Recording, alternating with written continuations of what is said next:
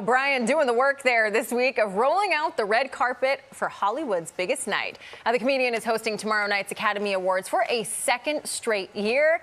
Who will win is anyone's guess. Now, the races for the Oscars' top prizes have been the most competitive we've seen in recent memory, and Kat Rosenfield has been following it all. She's a culture writer for our partners at the Free Press. She's also the author of the new novel, How to Survive in the Woods, which we're going to talk about in a bit. Kat, so good to have you here on set. Thank you so much for having me. I'm excited to talk about the Oscars. Same. Okay, this is one of the most fun parts of the year. Let's start with the big one. Who's winning Best Picture? Well, it is really down between One Battle After Another and Sinners. And this is one of the most contentious races I've ever seen because you have these two intense fandoms. It is really like a sports rivalry, and they are at each other's throats. And I think, you know, depending on who wins, there may be violence. I know. You heard it here first. And vampires. So what do you think is going to be the tightest race of the year besides that one? Ooh, I think that the best actor is going to, you know, it could be anybody. It really could be anybody.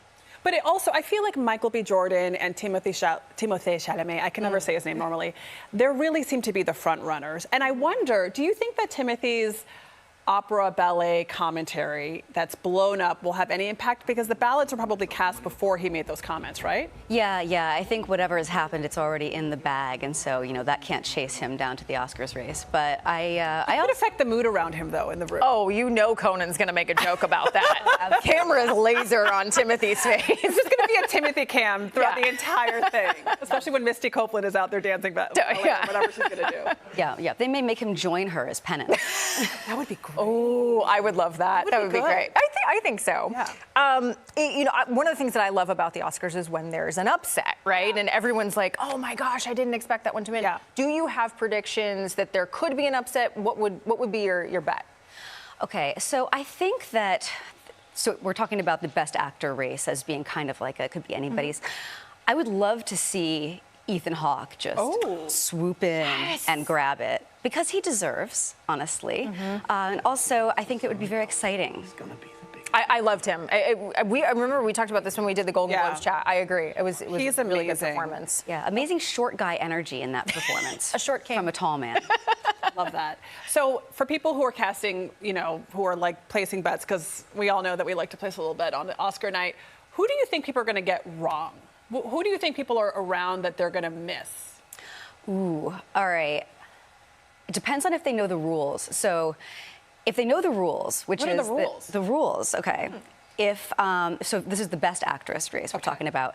If they know the rules, which is that if there's a woman who's made herself ugly for best actress, Oh my God, you're so right. She's gonna win. Then they will accurately call that it's gonna be Emma Stone, but otherwise they may not know and they may not get it Everyone's right. saying it's Jessie Buckley, though. Yeah, probably. Like, no, but look at Rose Byrne.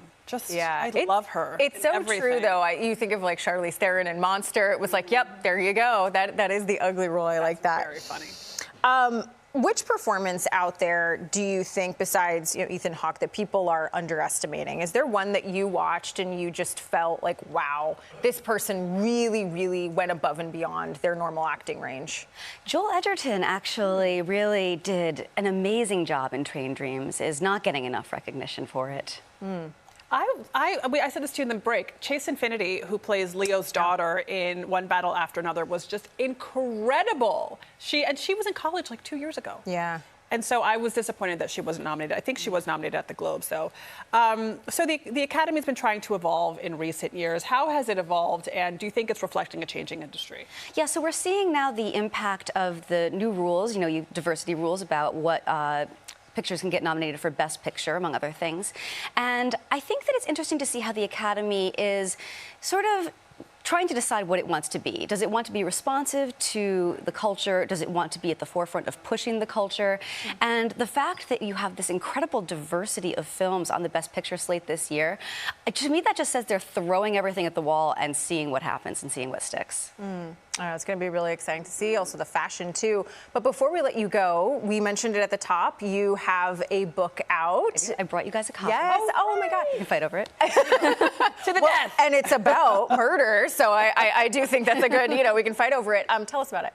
Okay, so, I don't want to spoil anything. This is a thriller.